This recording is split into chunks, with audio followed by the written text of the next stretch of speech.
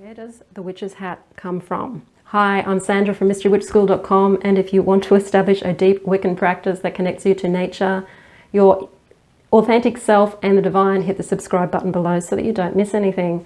This video is all about the witch's hat and its origins. The witch's hat has been associated with witches in Western culture since probably around about the 1900s, when L. Frank Baum wrote the book The Wonderful Wizard of Oz. And the Wicked Witch of the West had a pointy hat. And then later, when the movie came about, you'll see, of course, the Wicked Witch of the West has a pointy black hat. And ever since then, witches have been wearing pointy black hats in that kind of fiction. But where did it actually begin prior to that?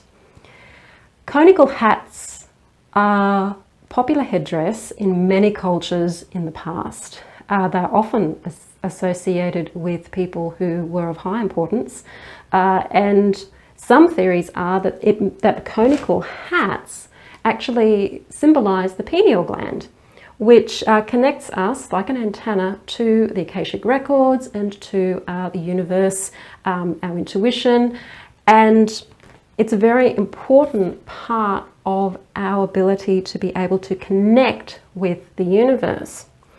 Pointy hats in Western history ended up becoming associated with evil and witchcraft, possibly because back in the Middle Ages, when the church were running amok and burning people, not only witches, they weren't the only people that the church were burning.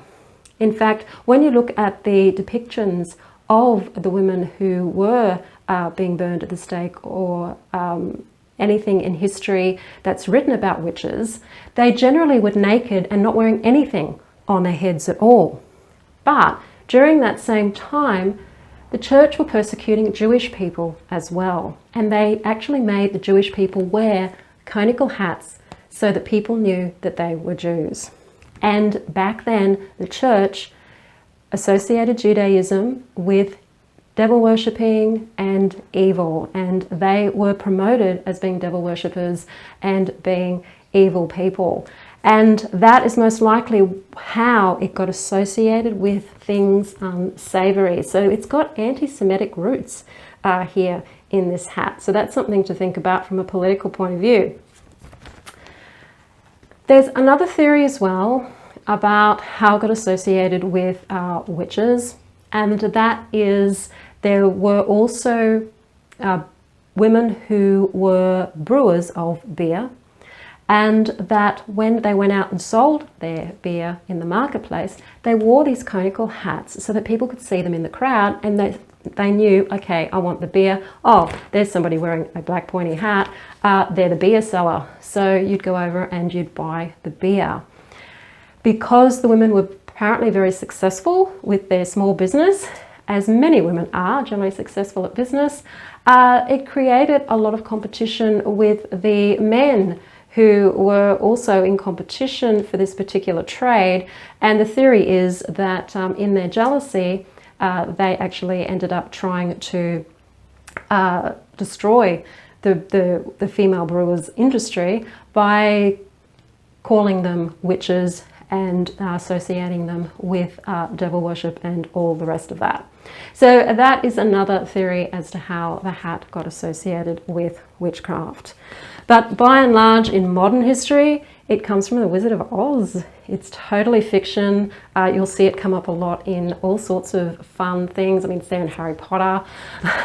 It's being associated with witches now in modern times, even though it's had that really negative association with the poor Jewish people back in the Middle Ages.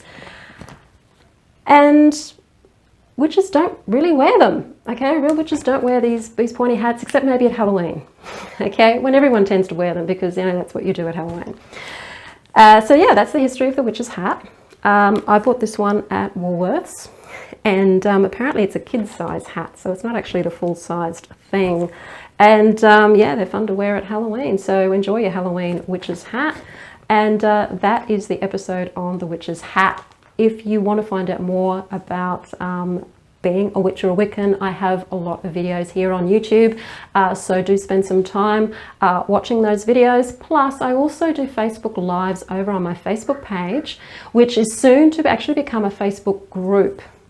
And the Facebook Lives that I do over on that page are often similar to the topics I do here on Witchcraft. Sometimes they're different, but they also sometimes give a bit more than what I talk about here, because I'm interacting with people as I'm doing the live. So people are asking questions and they're also sharing their experiences as well. So if you're really keen on learning more about Wicca and Witchcraft and joining the Mystery Witch School community, the link to my Facebook page is in the description field below.